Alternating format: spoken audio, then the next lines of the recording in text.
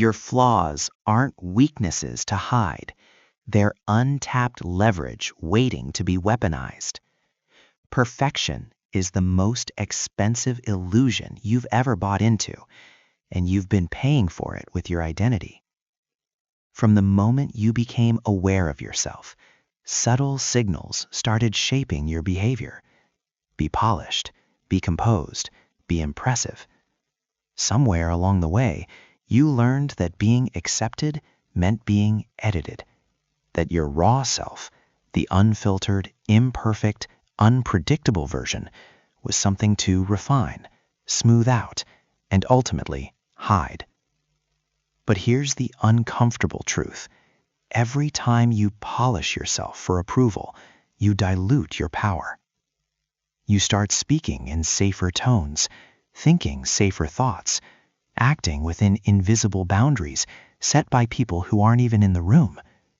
And slowly, without realizing it, you trade authenticity for approval.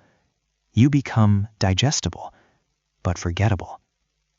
The world doesn't reward perfection. It rewards distinction. And distinction is born from friction. Think about it. What actually makes someone memorable? It's rarely their perfection. It's their quirks, their contradictions, their rough edges. The very things society told them to suppress become the things that define them. But most people never get there. Why? Because they're too busy sanding themselves down into something socially acceptable. This video isn't about self-acceptance in the soft, comforting sense. It's about strategy. It's about understanding that what you've been calling flaws are actually unoptimized assets. And the longer you try to hide them, the more you delay your own evolution. Look around. Everywhere you turn, there's urgency. Move faster. Do more. Be better. The modern world runs on a simple equation. Your value equals your productivity. And once you accept that equation, you become predictable, controllable, replaceable. The system doesn't need to force you. It trains you to push yourself. You check your phone not because you need to, but because you've been conditioned to avoid the discomfort of emptiness. You stay busy not because everything matters, but because stillness feels unfamiliar, and unfamiliar feels unsafe. But here's the truth. Humans were never designed for constant output. Your mind operates in cycles, effort and recovery, focus and reflection. Ignore that cycle and something breaks. Not immediately, but gradually. You lose clarity. Your creativity dulls. Your emotions become harder to process. And eventually, you burn out. Not because you're weak, but because you've been running a system that was never built for you. Doing nothing interrupts this loop. It's not about escaping responsibility. It's about stepping outside the machinery long enough to see it clearly. Because once you see the system, you can choose whether or not to participate in it. Here's the paradox. When you do nothing, your brain does its most important work.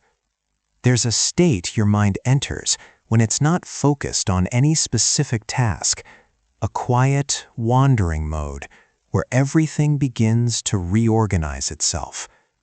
Memories connect, emotions process, ideas emerge from nowhere. You've experienced it before.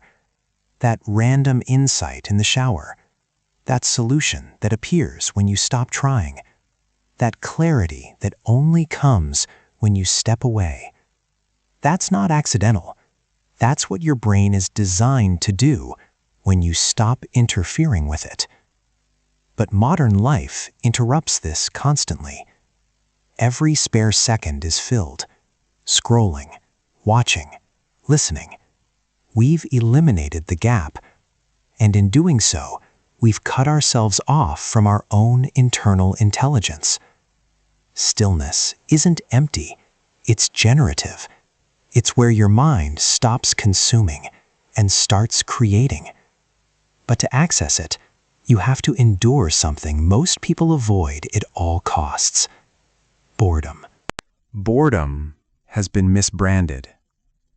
We treat it like a glitch, something to fix immediately. Standing in line, scroll. Waiting for water to boil, scroll. Sitting in silence, fill it. We've trained ourselves to escape the very state that leads to our deepest breakthroughs. Because boredom feels uncomfortable. It forces you inward. It removes distraction. It confronts you with your own thoughts. But that discomfort is not a flaw. It's a threshold. On the other side of boredom is clarity. When your mind isn't entertained, it becomes inventive. When it isn't distracted, it becomes reflective. It starts asking questions, making connections, revealing truths you've been too busy to notice. But there's a distinction most people miss.